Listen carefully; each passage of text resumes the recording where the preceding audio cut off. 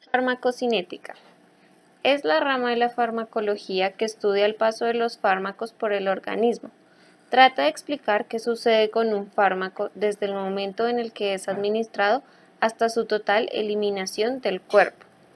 Busca resolver cómo entra, cómo se transforma, a dónde se dirige y cómo es eliminado un fármaco. La primera etapa de la farmacocinética es la liberación, en la cual el medicamento entra en el cuerpo y libera el contenido del principio activo administrado. Esta fase comprende 3 pasos: la desintegración, la disgregación y la disolución. La recomendación de masticar los comprimidos o tabletas realizada por muchos profesionales radica precisamente en facilitar esta fase, en concreto la disgregación, que es la desunión de las partes de un todo que era compacto. La segunda es la absorción. Es la interacción de la molécula con una membrana biológica, donde las características físico-químicas tanto del fármaco como de la membrana determinan el resultado del proceso. Existen vías de administración de fármacos, las cuales son importantes. La primera es la vía oral, en la cual el fármaco llega al organismo habitualmente después de la deglución, que es el paso del alimento desde la boca a la faringe y luego hasta el esófago. Una vez en el estómago, se somete a las características de los jugos del mismo, que por su acidez desfavorece mucho la ionización del fármaco, lo que hace que la absorción sea difícil. La segunda, la vía parental, en la que se encuentra la intravenosa, intraarterial, intramuscular y subcutánea, siendo más favorable para la absorción, ya que se inactivan los jugos gastrointestinales. Y la última, la vía respiratoria, que brinda la posibilidad de la utilización de sustancias en estado gaseoso, casi exclusivamente oxígeno o anestésicos generales, lo que aumenta la superficie de absorción. Las características de la absorción son la solubilidad, la cinética de disolución, la concentración del fármaco, la circulación en el sitio de absorción y la superficie de la absorción. La tercera, la distribución, que es la llegada y disposición de un fármaco en los diferentes tejidos del organismo. Existen algunos factores que influyen en la distribución, como el flujo sanguíneo regional, la salida del fármaco, la barrera hematoencefálica y la barrera placentaria. Es el metabolismo o la biotransformación. Muchos de los fármacos son transformados en el organismo debido a la acción de las enzimas. Esta transformación, destinada a contrarrestar el posible efecto perjudicial de una sustancia extraña al organismo, es el concepto básico del metabolismo xenobiótico, siendo los fármacos las sustancias xenobióticas por excelencia. La transformación puede consistir en la degradación, oxidación, reducción o hidrólisis, donde el fármaco pierde parte de su estructura, o en la síntesis de nuevas sustancias con el fármaco como parte de la nueva molécula, la conjugación. Como resultado de la biotransformación se obtienen nuevas sustancias que reciben el nombre de metabolitos. Los metabolitos pueden mantener la capacidad del fármaco original para ejercer sus efectos. Es conocido como el producto que queda después de la descomposición de un fármaco por parte del cuerpo. La farmacocinética estudia los mecanismos mediante los cuales se producen estas transformaciones, los tejidos en que ocurre, la velocidad de estos procesos y los efectos de las propias drogas y sus metabolitos sobre los mismos procesos enzimáticos. Por último, la excreción, en la cual los fármacos son eliminados del organismo inalterados o modificados como metabolitos a través de distintas vías.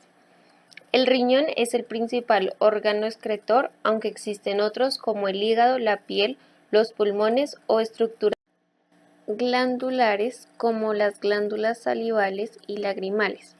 Estos órganos o estructuras utilizan vías determinadas para expulsar el fármaco del cuerpo, que reciben el nombre de vías de eliminación, tales como la orina, lágrimas, sudor, saliva, respiración, leche materna, heces y bilis.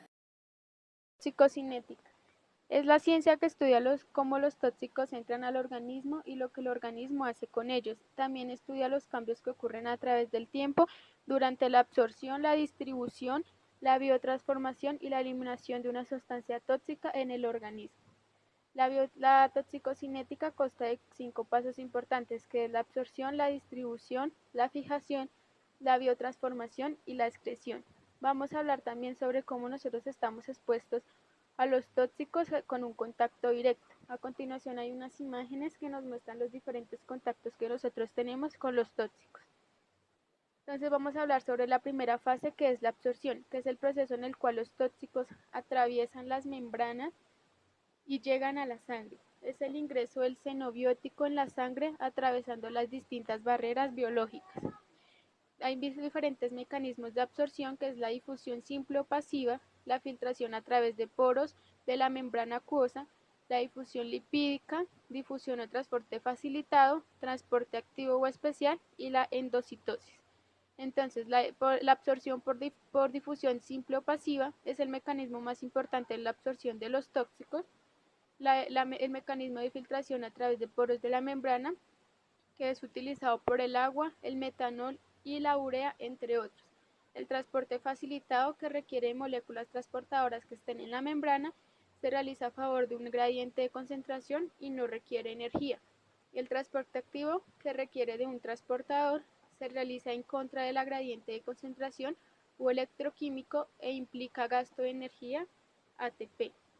La endocitosis, que es cuando la membrana celular engloba las sustancias y forma una invaginación que envuelve los líquidos, pinocitosis o sólidos, fagocitosis, liberándolos enseguida en el otro lado de la misma. Vamos a hablar sobre la segunda fase, que es la distribución, que es la fase posterior a la absorción, en la que el tóxico es distribuido por la sangre a los distintos tejidos. La fijación, que es cuando los xenobióticos se fijan irreversiblemente a diferentes moléculas del cuerpo. Ejemplos de la fijación en sitios de elección, que es en la barrera hematoencefálica, en la melanina del ojo, en los huesos y en los dientes. Una fase que es la biotransformación, que es la transformación metabólica que convierte a una sustancia química exógena en un derivado metabolito en el organismo. Se produce principalmente en el hígado y otros sitios como el riñón, el tracto gastrointestinal, el pulmón y placenta y la sangre. Hay 2 fases de la biotransformación que se pueden producir simultáneamente o secuencialmente, sea fase 1, fase 2 o primero la fase 2 y luego la fase 1. El compuesto resultante es hidrosoluble, más ionizado, se une menos a proteínas plasmáticas, se almacena con dificultad en las grasas. Los objetivos de la biotransformación es favorecer la eliminación por formación de compuestos más polares, hidrosolubles, generalmente menos activos y más excretables, reducir la toxicidad del agente químico, que es el caso más frecuente, y transformar el producto original en compuestos más activos. La última fase, que es la fase de la excreción, que puede ser fase renal, respiratoria o fecal. La renal, que es la más conocida y la más frecuente, que es por medio de los riñones, que es la ruta más importante de la excreción. También por los pulmones, que son por gases y líquidos volátiles. Por la bilis, por sustancias liposolubles, aminas aromáticas. La leche materna, sustancias liposolubles, alcohol, aflatoxinas, plaguicidas, nicotina, entre otros. La orina, sudor y lágrimas por medio de sustancias hidrosolubles, sales y alcohol.